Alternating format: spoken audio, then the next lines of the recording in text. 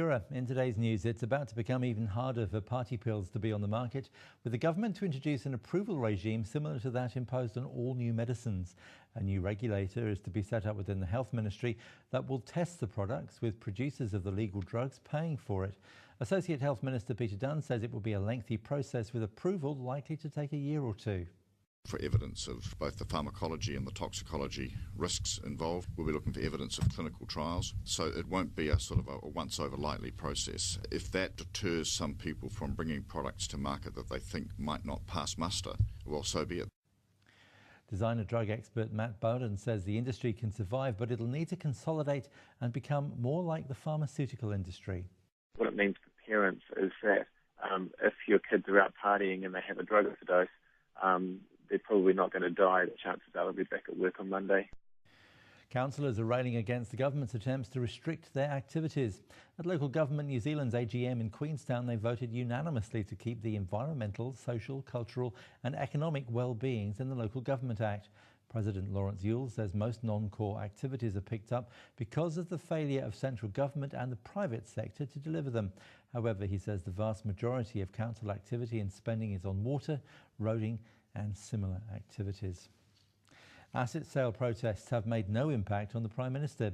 John Key says while thousands may have marched throughout the country over the weekend, 1 million people voted for National at the last election, and it clearly stated that partial asset sales were part of its economic plan.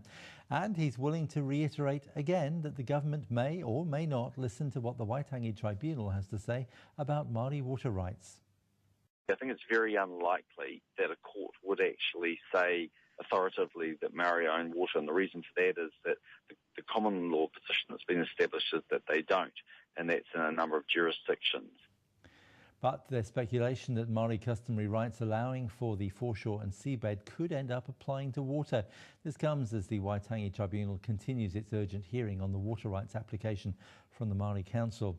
Labour leader David Shearer says it's possible the customary rights precedent set in the Marine and Coastal Area Act could have an impact on the case.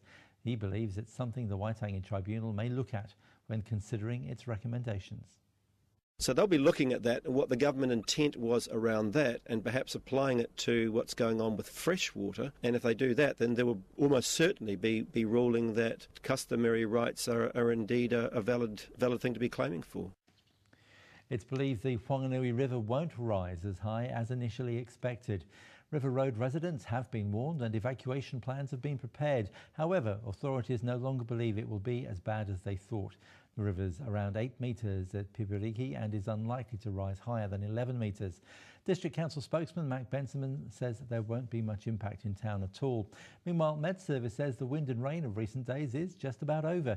Spokesman Daniel Corbett says a large high expected to move onto the country tomorrow will bring settled weather to most places for the rest of the week, allowing saturated areas to dry out a bit. Two Hoi activists, Tamaiti and Tirangi Kaiwhiria Kemara, will remain behind bars while appeals against their convictions and sentences are heard. The Court of Appeal today rejected their bail applications. Both were jailed for 2.5 years in May after being found guilty in the High Court in Auckland of firearms offences relating to the 2007 Ulawira raids. Well, that's all from me for tonight. Brad will be in the hot seat tomorrow, but until then, from all of us on your news team, bye for now. Ka kite anō.